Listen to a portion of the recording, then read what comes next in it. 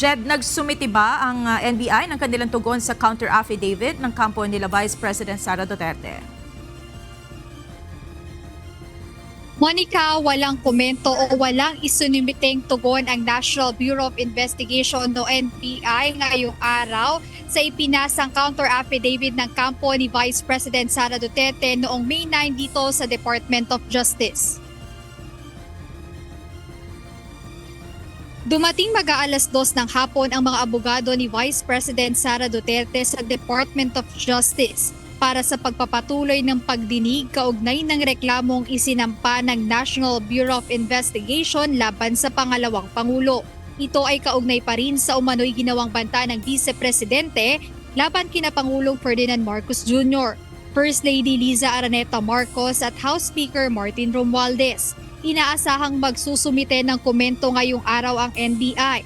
Ngunit ayon kay Attorney Michael Powa, ang legal counsel ni VP Duterte, walang ibinigay na komento ang kawanihan hinggil sa reklamong inciting to sedition at grave threats na isinampa laban sa pangalawang Pangulo. Sinabi ni Attorney Powa, plano ng kanilang kampo na magsumite pa ng karagdagang dokumento sa kanilang naunang counter affidavit. Aniya, pinayagan naman sila ng panel of prosecutors at dahil nais din nilang mapabilis ang proseso ay target nila itong maipasa sa lalong madaling panahon.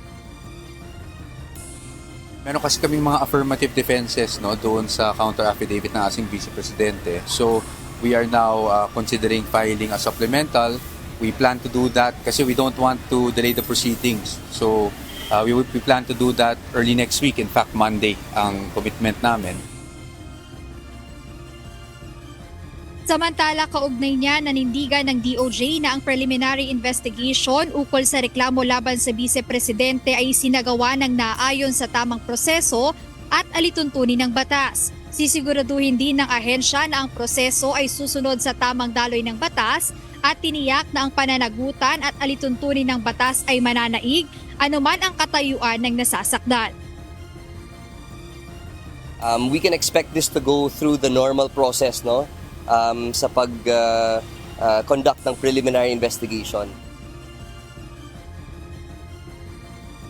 Monica, inaasahan nga sa Lunes na magpapasa pa ng supplementary or supplemental documents ang kampo ni Vice President Sara Duterte at ayon kay Attorney Michael Powa na inaantay pa rin nila kung magpapasa ng tugon ang National Bureau of Investigation at kung sakaling hindi na nga tumugon ng NBI sa ipinasa nilang counter affidavit, inaasahan ng kampo ni VP Sara na may submit na ito for resolution at aantayin na lang kung ano ang magiging resulta, kung kakasuhan na ba si Vice President Sara Duterte o kaya naman ay posibleng ma-dismiss ang reklamo sa kanya ng NBI. So ayan na, antabayan na natin sa mga susunod na araw, Monica.